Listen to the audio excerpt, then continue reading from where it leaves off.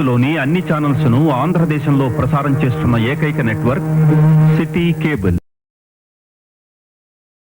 Welcome to city cable news bulletin. ముందుగా headlines. డోన్లో 3 municipal కమిషనర్లపై కేసు నమోదు.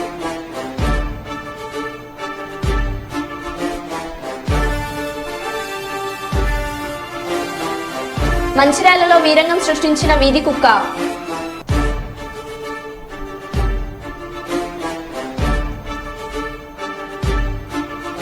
Allagadda DSP Sharfuddin press meet.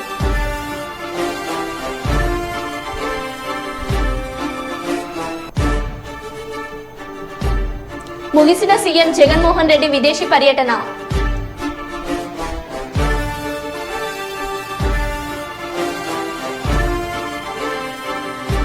Mahabubabad జిల్లా కుటుంబ స్థావరాలపై దాడులు చేసిన పోలీస్ మరియు ఎక్సైజ్ అధికారులు.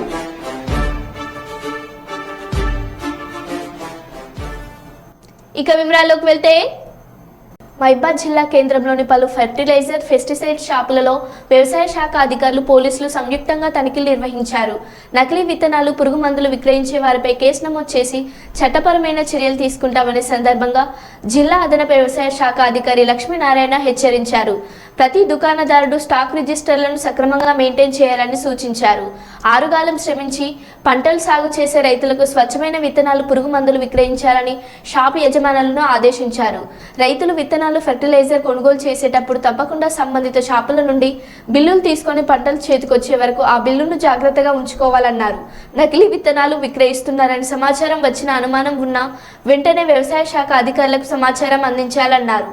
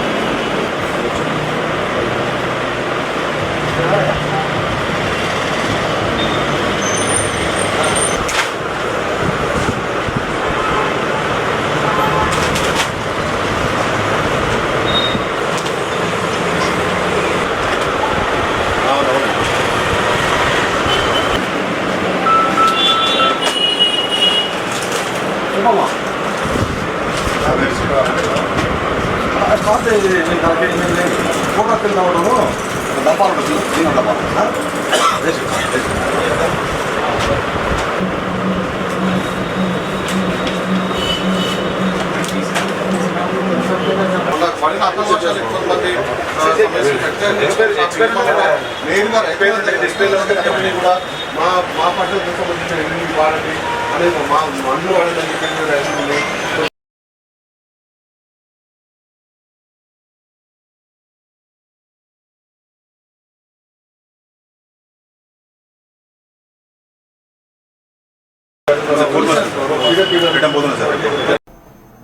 జాతీయ జెండాతో నాట్యం చేస్తుండగానే మాజీ సైనికుడు గుండెపోటుతో మృతి. మధ్యప్రదేశ్ ఇండోర్లో దేశభక్తి గీతానికి రిటైర్డ్ సైనికుడు బలవిందర్ చాట్నా నాట్యం చేస్తుండగా మధ్యలోనే గుండెపోటు రావడంతో ఒక్కసారిగా కుప్పకూలిపోయాడు. పాట పూర్తయినప్పటికీ ఆయనలో చలనం లేకపోవడంతో వెంటనే ఆసుపత్రికి తరలించగా మార్గ మధ్యంలోనే ఆయన చనిపోయినట్లు వైద్యులు తెలిపారు.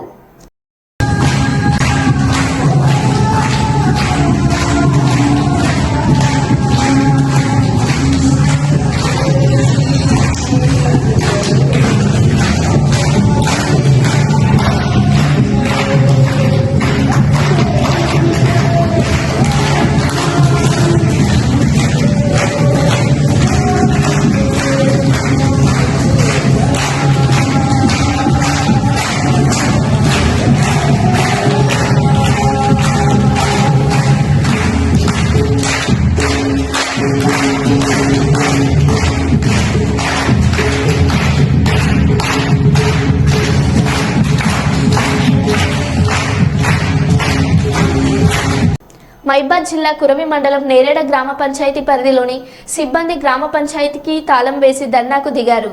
గ్రామ పంచాయతీలో విధులు నిర్వహిస్తున్న సిబ్బందికి గత 10 నెలలుగా జీతాలు చెల్లించకపోవడంతో తీవ్ర ఇబ్బందులకు గురవుతున్నారు. గ్రామ పంచాయతీలో మొత్తం 11 మంది సిబ్బంది ఉండగా అందులో 6 మల్టీపర్పస్ సిబ్బంది ఉన్నారు. వారికి నెలకు జీతం 9,000 రూపాయలు. ఎంఎన్ఆర్ డైలీ లేబర్ కింద 5 ఉద్యోగులకు ఒక్కొక్కరికి 5,000 రూపాయలు గత 10 నెలలుగా చెల్లించడం లేదు.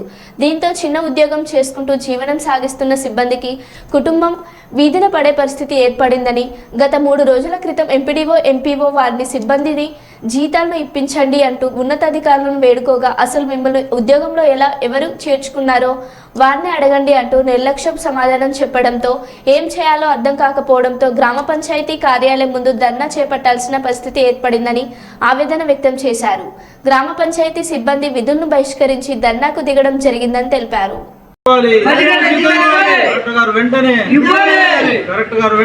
మడూరు నాగభూషణం గ్రామ పంచాయతీ సిబ్బందిని 1990లో ఉన్నాను.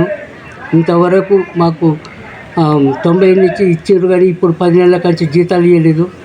ఈ 10 నెలల జీతాల గురించి మేము ఇవాళ రోజున నెలలు బంద్ పెట్టి ఆ ఆఫీసులో ధర్నా చేసుకుంటాను కూర్చున్నాం. కార్యదర్శిని అడిగిన సపోర్ట్ చేస్తలేదు, ఏ ఆఫీసర్ని అడిగిన సపోర్ట్ చేస్తలేదు. ఇవాళ కలెక్టర్ గారి దృష్టికి పోవాలని ఎంతో వేదన పడుతూ దిక్కించుకుంటూ ఎంతగానో ఇది చేసుకుంటూ కలెక్టర్ గారికి విజ్ఞాపన చేస్తున్నాం. మేము వెంటనే మా 10 నెలల జీతాలు స్పందించి వెంటనే పంపించగలరని మా ప్రార్థన. వైద్యుల నిర్లక్ష్యంతో మహిళను బలి తీసుకున్నారని వరంగల్ సంరక్ష ఆసుపత్రి ముందు బంధువులు ఆందోళనకు దిగారు. కిడ్నీ సమస్యతో వారం రోజుల క్రిందట సంరక్ష ఆసుపత్రిలో చికిత్స పొందుతున్న వాణి అనే మహిళ ఆరోగ్యం క్షీణించడంతో బంధువులు ఆసుపత్రి ముందు పెద్ద ఎత్తున ఆందోళనకు దిగారు. రక్షణ లేని వైద్యులతో మహిళలకు వైద్యం అందించాలని ఆసుపత్రి యాజమాన్యాన్ని ప్రశ్నించడంతో మెరుగైన చికిత్స కోసం సంరక్ష ఆసుపత్రి యాజమాన్యం హైదరాబాద్లోని యశోద ఆసుపత్రికి తరలించారు. వైద్యం కోసం డబ్బు కూడా సంరక్ష ఆసుపత్రి యాజమాన్యం భరిస్తుంది చెప్పడంతో ఊపిరి పీల్చుకున్న బంధువులు తీరా ఆసుపత్రి యాజమాన్యం మహిళను పట్టించుకోకపోవడంతో యశోద ఆసుపత్రిలో వాణి చనిపోయింది. వాణి మరణానికి వరంగల్ సంరక్ష ఆసుపత్రి వైద్యులే కారణమని ఆసుపత్రి ముందు మరణించిన వాణితో బంధువులు ధర్నాకు దిగారు. గతంలో కూడా ఆసుపత్రిలో చాలా మంది రోగులను బలి తీసుకున్నారని వైద్యుల నిర్లక్ష్యంతో మరణించిన వాణికి సరైన న్యాయం చేసి ఆసుపత్రిని మూసివేయాలని బంధువులు డిమాండ్ చేశారు.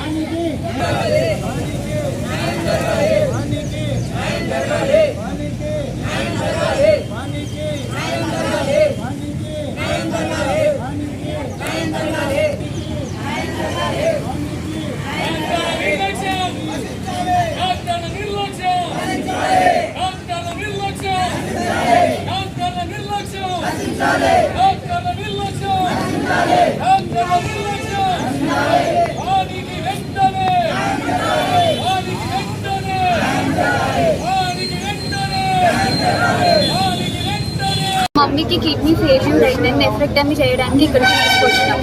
12th రోజు ఈవినింగ్ 5:30కి ఆపరేషన్ చేస్తా అని చెప్పి నైట్ 11:30కి తీసుకెళ్ళిన. రోజు ఫుల్ వర్షం ఉండే, పవర్ కట్ ఉండే, లాప్రోస్కోపీ కాబట్టి మా కరెంట్ పోయినప్పుడే సర్జరీ చేసిండు. మమ్మీ కిడ్నీ తీసేసేటప్పుడు అబ్డామిన్కి రప్చర్ చేసిండు. రప్చర్ అవ్వడం వల్ల కిడ్నీకి ఉన్న ఇన్ఫెక్షన్ మొత్తం ఇంటెస్టైన్కి స్ప్రెడ్ అయింది. అది స్ప్రెడ్ అయిందని కూడా వాళ్ళకి తెలిసినా కూడా 3 days తర్వాత సిటీ స్కానింగ్ తీసి అప్పుడు మీ మమ్మీకి అల్సర్ ఉంది, ఇప్పటికిప్పుడు ఆ ఇన్ఫెక్షన్ అంతా స్ప్రెడ్ అయింది, ఇప్పుడు కాంప్లికేటెడ్ ఉంది కేసు, ఇప్పుడు సర్జరీ చేయాలని చెప్పి వాళ్ళే తీసుకెళ్ళిండ్రు, వాళ్ళే చేసిండ్రు. మా కన్సర్న్ ఏం లేకుండా చేసేసిండ్రు. అది కూడా ఫెయిల్ అయింది. ఫస్ట్ సర్జరీ ఫెయిల్ అయింది, సెకండ్ సర్జరీ ఫెయిల్ అయింది. సెకండ్ సర్జరీ అయిన 2 daysకి మా డాడీకి స్టంట్ పడింది. స్టంట్ పడ్డ నెక్స్ట్ డేనే మీరు మమ్మల్ని ఫుల్ ప్రెషరైజ్ చేస్తున్నారు. మీ మమ్మీకి అన్ని ఆర్గాన్స్ ఇన్ఫెక్ట్ అయినాయి, మీ మమ్మీ బతకదు, ఇప్పటికిప్పుడు మీరు యశోద కన్నా వేరే ఏదైనా హాస్పిటల్కి తీసుకెళ్తేనే తను మేబీ బతకొచ్చు అని చెప్పి మమ్మల్ని ఫుల్ ప్రెషర్ చేసి మేము మా డాడీని బ్యాలెన్స్ చేసుకోవాలి, మమ్మీని బ్యాలెన్స్ చేసుకోవాలని చెప్పి మేము నెక్స్ట్ డే తీసుకెళ్తామని చెప్పినాం. కానీ ఆ రోజు నైటే మమ్మీకి వెంటిలేటర్ వేసి మొత్తం ట్రీట్మెంట్ అంతా ఆపేసిండ్రు. మార్నింగ్ పోలీస్ వాళ్ళు వచ్చినాక వాళ్ళకి చెప్తే వాళ్ళు వచ్చే ముందు మళ్ళీ అన్ని కనెక్ట్ చేసి మేము ట్రీట్మెంట్ కంటిన్యూ చేస్తాను, వీళ్ళు అబద్ధం చెప్తున్నారని చెప్పి అట్లా పోర్ట్రే చేసి లాస్ట్ ఫ్రైడే మేము యశోదకి వెళ్ళాలి అని వాళ్ళు ఫుల్ ప్రెషర్ చేస్తే ఈ హాస్పిటల్ నుండి మేము ఒక కన్సర్న్ లెటర్ తీసుకున్నాం. అక్కడ జరిగే ట్రీట్మెంట్కి మొత్తం రెస్పాన్సిబిలిటీ సంరక్ష హాస్పిటల్ అని తీసుకున్నాం. కానీ వెళ్ళిన రోజు వాళ్ళు పేమెంట్ చేయలేదు, మేమే పేమెంట్ చేసుకున్నాం 2 lakhs. నెక్స్ట్ డే ప్రెషర్ చేస్తే 5 lakhs పే చేసి ఇవాళకి నిన్న నైట్ వరకు 13 lakhs బిల్ అయింది. నిన్న ఈవినింగ్ వీళ్ళు బిల్లు పే చేయనందువల్ల యశోదాలో ట్రీట్మెంట్ ఆపేసినందుకు మా మమ్మీ చనిపోయింది. మార్నింగ్ నేను మా అన్నయ్య మా అక్క వెళ్ళి మా మమ్మీని చూసినాం. Her heart is good, brain city MRI కూడా చేసిండు, బ్రెయిన్ కూడా క్లియరే ఉంది అని చెప్పిండు.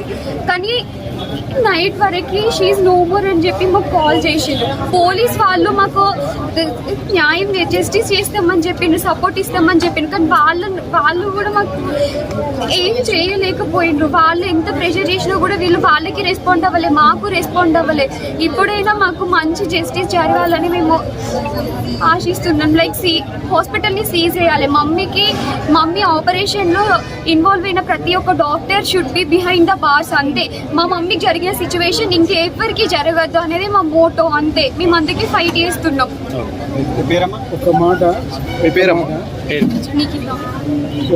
హాస్పిటల్ నెగ్లెక్ట్ వాళ్ళకు హాస్పిటల్ వాళ్ళకి ఒక సాధారణ వ్యక్తి, ఒక మామూలుగా వర్గానికి చెందిన ఒక వ్యక్తులను చూస్తే చులకన.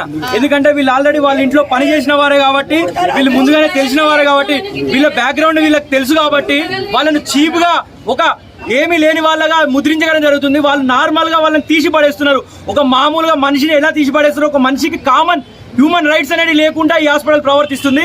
పైకి నెగోషియేషన్ ఆర్బిట్రేషన్ చేద్దామంటే పైకి వెళ్ళడం జరిగితే, ఏమైనా న్యాయం చేస్తారని అనుకుంటే పైకి పోతే పైన బిస్కెట్లు తినుకుంటా ఛాయ్ తాగుకుంటా వాళ్ళు వ్యంగ్యంగా నవ్వడం జరుగుతుంది. ఇది ఎంతవరకు కరెక్టు, ఇది ఎంతవరకు న్యాయం అని మేము ప్రశ్నించినందుకు ఇక వచ్చిన పెద్ద మనుషులను వాళ్ళని వీళ్ళని బెదిరించడం జరుగుతుంది. నువ్వు కేసు పెట్టుకో, మాకు ఫరక్ పడదు, మేము ఎన్నో చూసినామని అంటున్నారు.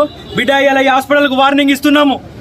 ఈ రోజు కనుక మీరు న్యాయం చేయకపోతే ఖచ్చితంగా మీరు ఇదివరకు చేసిన కేసులన్నీ బయటికి తీస్తాం, మీరు ఏమేమి చేసినాయో అవన్నీ చేస్తామని హెచ్చరిస్తున్నాము. పక్కా ఈరోజు వాణి అనే అమ్మాయికి, ఈ అక్కకు న్యాయం జరగాలని మేము అందరం ఇక్కడ పోరాడతాము. ఇది ఎంతవరకైనా ఎంత దూరమైనా మేము పోతామని తీవ్రంగా హెచ్చరిస్తున్నాము. నా పేరు ఆదిత్య, నేను human rights state PRO, Bajrang Dal సురక్ష ప్రముఖ్. రూమ్లోకి వచ్చినాక కూడా సిఐ గారు ఉన్నారు, ఉండగా నన్ను బెదిరిస్తున్నారు వాళ్ళు 20 మంది డాక్టర్లు. ఏంటిది, నువ్వు ఎడిపోతావు? ముగిసిన సీఎం జగన్మోహన్ రెడ్డి విదేశీ పర్యటన. లండన్ నుంచి రాష్ట్రానికి చేరుకున్న సీఎం కుటుంబం. గన్నవరం ఎయిర్పోర్ట్లో సీఎం జగన్మోహన్ రెడ్డికి ఘన స్వాగతం పలికిన ఎంపీలు విజయసాయి రెడ్డి, నందిగం సురేష్, మంత్రులు జోగి రమేష్, చెల్లబోయిన వేణుగోపాలకృష్ణ, కారుమూరి నాగేశ్వరరావు తదితరులు పాల్గొన్నారు.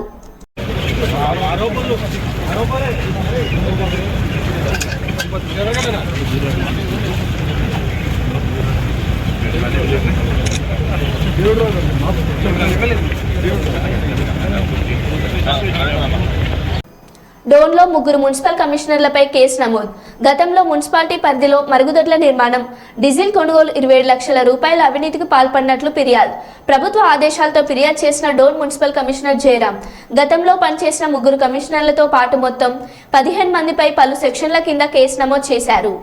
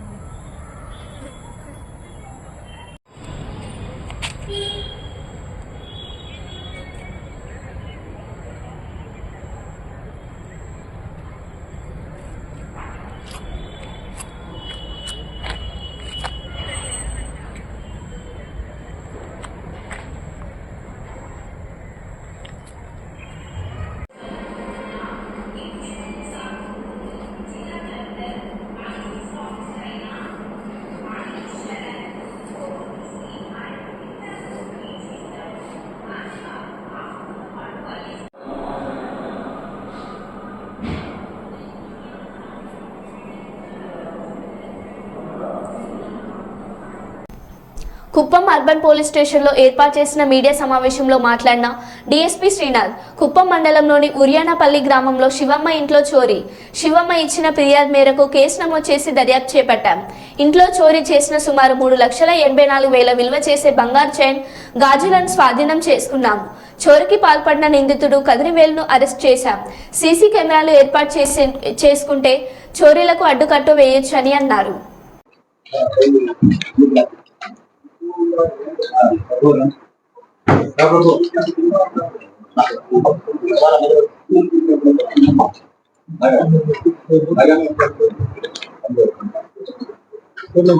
స్టార్ట్ అయినా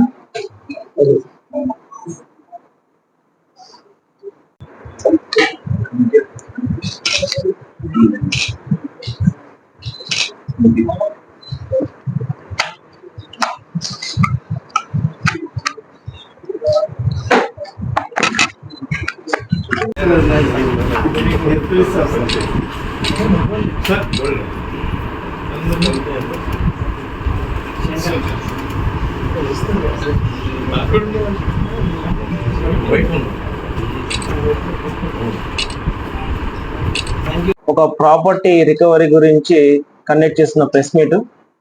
మనకు కుప్పం మండలంలో ఊరి నాయనపల్లి విలేజ్ సంబంధించిన శివమ్మ అనే ఆమె ఇంట్లో దొంగతనం అయినట్టు మనకు కంప్లైంట్ వచ్చింది.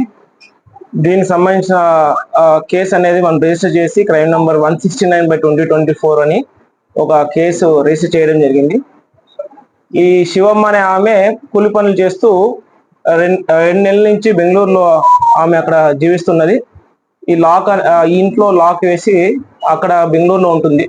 2 months తర్వాత ఇక్కడ వచ్చి విలేజ్కి వచ్చి చూసుకున్న తర్వాత ఆ ఇల్లు లాక్ బ్రేక్ అయినట్టు, ఆమెకు సంబంధించిన బంగారు గొలుసు ప్లస్ జత గాజులు కూడా దొంగతనం అయినట్టు మనకు కంప్లైంట్ ఇచ్చింది. మేము వెంటనే కేసు రిజిస్టర్ చేసిన తర్వాత మనకు వచ్చిన క్లూస్ బట్టి కదిరివేలు అనే అతను అనుమానించడం జరిగింది. అతను ఈ శివమ్మకు వరుసకు మనోడు అవుతాడు. నిన్న ఈవినింగ్ 5 PM అతన్ని అరెస్ట్ చేసి అతని వద్ద నుంచి ఒక బంగారు గొలుసు, ఆ తర్వాత జత గాజులు మొత్తం 64 గ్రాములకు సంబంధించిన gold worth about 3,84,000 intact property recovery అనేది కుప్పం అర్బన్ పిఎస్ వాళ్ళు 2 teams గా ఫామ్ చేసి సిఏ గారి ఆధ్వర్యంలో ఎస్ఐ గారు ప్లస్ ఆ తర్వాత 3 మంది కానిస్టేబుల్స్ శంకరు, ప్రభు, చంద్ర ఈ ముగ్గురు కూడా ఈ రికవరీలో చాలా చక్కగా ప్రతిభ కనబరిచారు. వీళ్ళకు రివార్డ్స్ కూడా ఇప్పుడు అందిస్తాము. ఆ తర్వాత నేను కుప్పం అర్బన్ సిఏ గారిని ప్లస్ ఎస్ఐ సుబ్బారెడ్డిను ప్రత్యేకంగా అభినందిస్తున్నాను.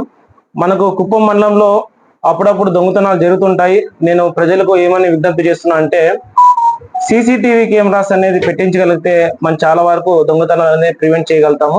ఒకవేళ పెట్టించగలిగే స్తోమత లేకపోతే ఒక 2-3 houses కలిపి ముగ్గురు కలిపి ఒక ఎంట్రన్స్ లేకపోతే ఎగ్జిట్ రూట్ లో 3 ఇల్లులు కవర్ అయ్యేటట్టు ఆ విధంగా ప్లాన్ చేసుకొని సీసీ కెమెరాస్ పెట్టించినా కూడా దొంగతనం ఆస్పెక్ట్ లోనే కాకుండా నైట్ ఏమన్నా ఇష్యూస్ జరిగినా లేకపోతే ఏమన్నా అంటువర్డ్ ఇన్సిడెంట్స్ జరిగినా కూడా రోడ్ యాక్సిడెంట్ సంబంధించిన హిట్ అండ్ రన్స్ జరిగినా కూడా మనకు మంచి ఎవిడెన్సెస్ తో కేసెస్ అయితే డిటెక్ట్ చేయగలుగుతున్నాము.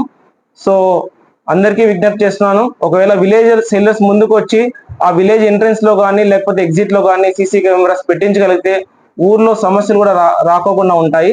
సో దయచేసి ఈ విధంగా ముందుకెళ్తారని చెప్పి నేను ఎక్స్పెక్ట్ చేస్తున్నాను. కర్నూలు నగరం నందలి రోజా వీధి నందు నిరుపేద మహిళలకు, నిరాశ్రయులకు మానస సేవా సంఘం అధ్యక్షులు బైలుపల్ల షఫీయుల్లా, 48వ వార్డు రోజా వీధి మహిళా సేవా విభాగం సమన్వయకర్త మిసాల సుమలత నిరుపేద వృద్ధులకు, మహిళలకు నిత్యావసర సరుకులు ఉచితంగా పంపిణీ చేయడం జరిగింది.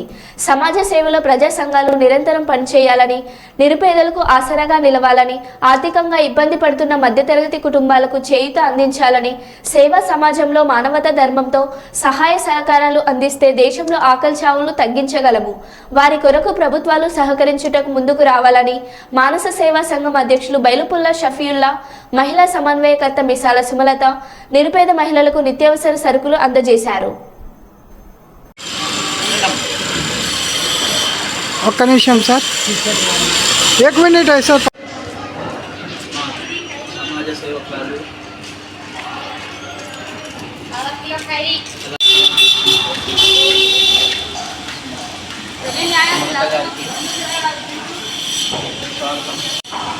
మహిళలకు స్వాగతం.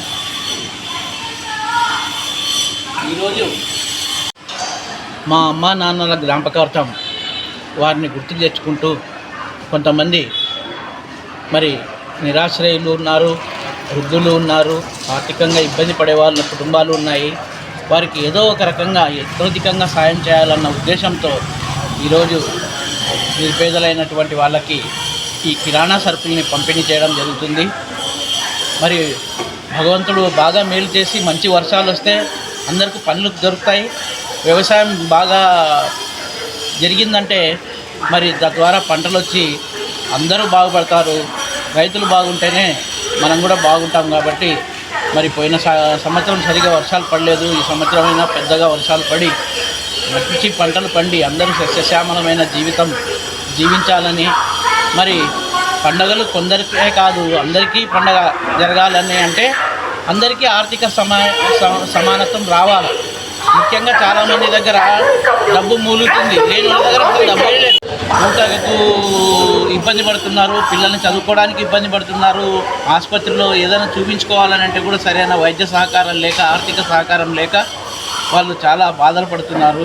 మరి అలాంటి వారికి మా స్వచ్ఛంద సేవా సంస్థలు, కళా సమాజాలు, సేవా సమాజాలు కొంతైనా ముందుకొచ్చి సేవ చేయడము మా బాధ్యతగా భావిస్తూ ఈరోజు కర్నూలు నగరం అనేది రోజా వీధి నందు మా అమ్మా నాన్నల జ్ఞాపకార్థం కిరాణా సరుకులు పంపిణీ చేయడానికి వచ్చినాను. నా పేరు బైలుపుల షఫీవుల్లా, కర్నూలు కళాకారుల సేవా కేంద్రం, ఎస్వి కాంప్లెక్స్, కర్నూలు. మా అమ్మా నాన్నల జ్ఞాపకార్థం వారిని గుర్తు తెచ్చుకుంటూ కొంతమంది మరి నిరాశ్రయులు ఉన్నారు, వృద్ధులు ఉన్నారు, ఆర్థికంగా ఇబ్బంది పడే వాళ్ళ కుటుంబాలు ఉన్నాయి.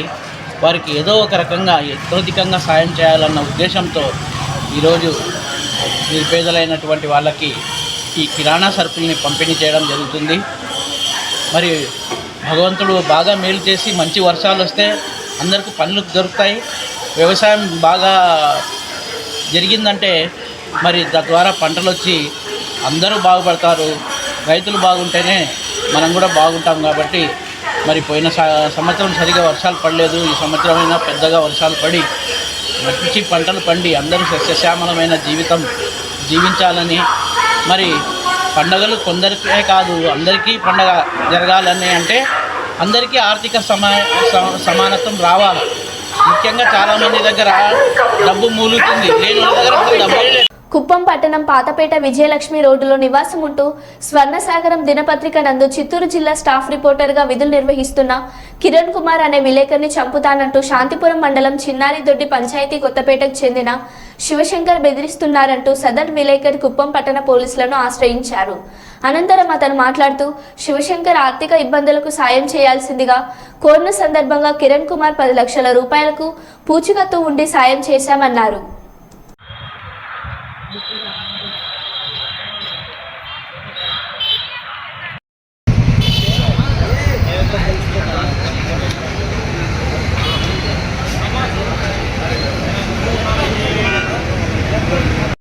మిత్రులకు నమస్కారం. నా పేరు కిరణ్ కుమార్. నేను స్వర్ణసాగరం డిస్ట్రిక్ట్ రిపోర్టర్గా కుప్పంలో ఉంటున్నాను. చిత్తూరు జిల్లా డిస్ట్రిక్ట్ రిపోర్టర్గా పనిచేస్తున్నాను.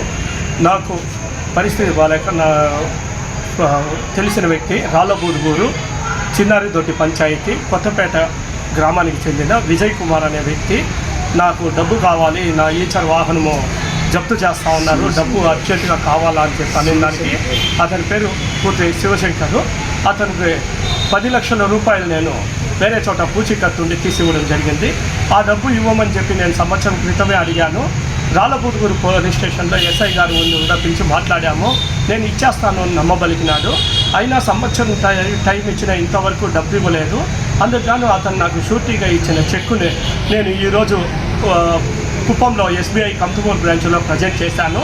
అది చెక్కు బౌన్స్ అయ్యింది అనేసి అతనికి మెసేజ్ పోయిన వెంటనే నా ఇంటి దగ్గరకు వచ్చి నేను లేని సమయంలో నా కుటుంబ సభ్యులు భయభ్రాంతులకు గురి అయ్యేలాగా వల్గర్ లాంగ్వేజ్ యూజ్ చేస్తూ తలుపులను కొట్టేస్తూ నా ఇంట్లో వాళ్ళంతా బాగా బెదిరించి చంపేస్తానని చెప్పి బెదిరించున్నాడు. తర్వాత నేను అక్కడ అవైలబుల్లో లేకపోవడంతో నాకు ఫోన్ చేసి నిన్ను నరికి చంపేసైనా జైలుకి పోతాను కానీ నిన్ను వదిలిపెట్టలేదురా, నా మీద కేసు పెడతావా, నా చెక్కే ప్రజెంట్ చేస్తావా అంటూ నోట్లో చెప్పుకోలేని వల్గర్ లాంగ్వేజ్తో నన్ను తిట్టి భయభ్రాంతులకు గురి చేస్తున్నాడు. నాకు ఇప్పుడు ప్రాణ భయంతో కొట్టుకుంటున్నాము. నేను నా కుటుంబ సభ్యులకి ఏమీ జరిగినా దానికి పూర్తి కారణము చిన్నారిదొడ్డి పంచాయతీ, శాంతిపురం మండలం చిన్నారిదొడ్డి పంచాయతీ గ్రామానికి చెందిన శివశంకర్ దానికి కారణం అని చెప్పి నేను తెలియజేస్తా ఉన్నాను.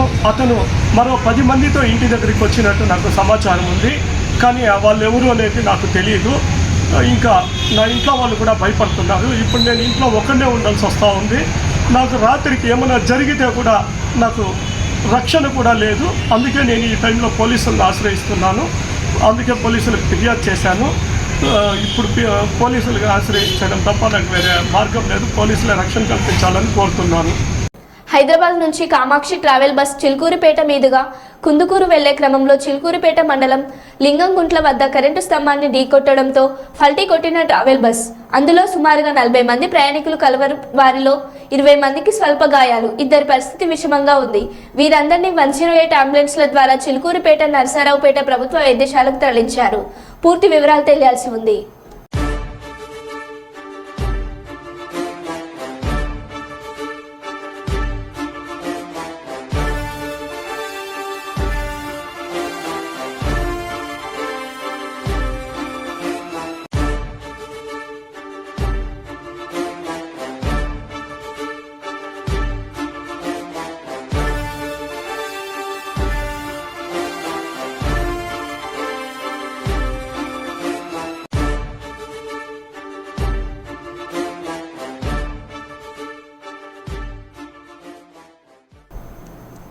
మరో బులెటిన్లో మళ్ళీ కలుద్దాం. Stay tune.